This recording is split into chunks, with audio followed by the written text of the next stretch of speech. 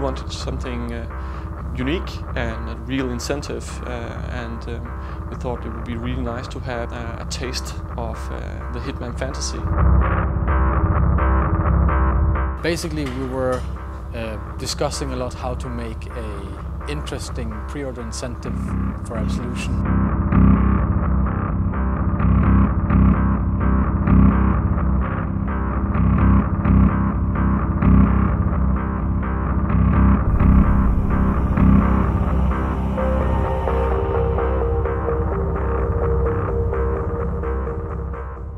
We had all kinds of ideas about what we could do with levels or characters or weapons, and then there was this, we had like an old design of like a sniper challenge map.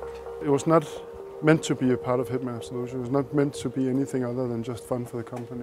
And it was actually so fun that the rest of the house started playing it, you know, without really being prompted to do so, and that told us we had something that was a little bit out of the ordinary. And we figured at some point that this might actually be a map that we can use for the game. We knew that the fun factor was quite high, so we just needed to look into how do we implement this into being in the Hitman fantasy.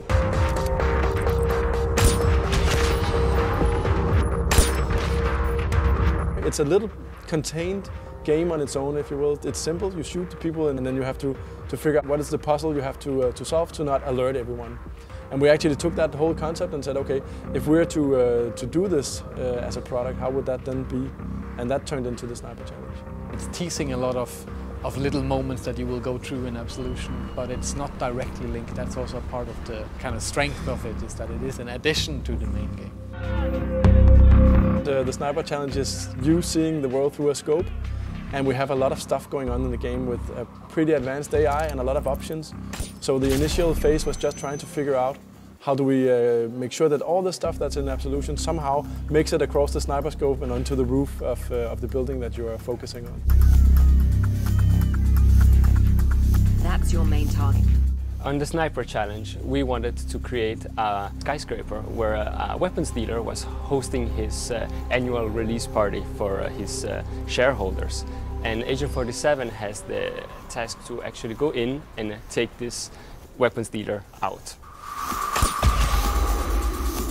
And to do this, we had to create a gameplay field where the player could explore different possibilities of fanciful kills and not getting discovered at the same time.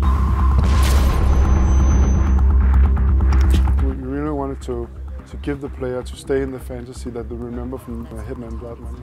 We need to be in the atmosphere of this classy hit, classy target that Hitman needs to take down. There is the sense that whatever you do, it will kind of affect, it will kind of ripple out into the whole map. And you have to kind of think twice before making your move. One of the moments I like best in the Sniper Challenge is actually something that came in fairly late, which is the elevator challenge we did, where you can distract the guard and then shoot a fuse box. And then if you're fast, you shoot him into the elevator shaft and then the elevator doors close. And I think it's a beautiful way with game mechanics to sum up the kind of the refinery of being a really, really cool assassin. You're shooting a guy, but you're also both distracting him and disposing of him at the same time. One of the things that is a really interesting challenge for us is to put as many characters as possible for the player to discover. And it's not just the main cast. We have this ninja that kind of looks like he's about to commit suicide, and you're kind of like helping him a bit in the way.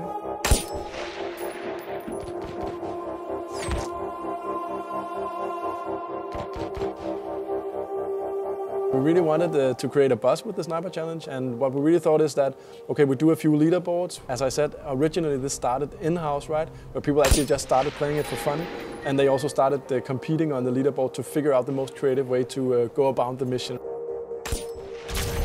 Creativity in what you do combined with a score was pretty much set people on fire.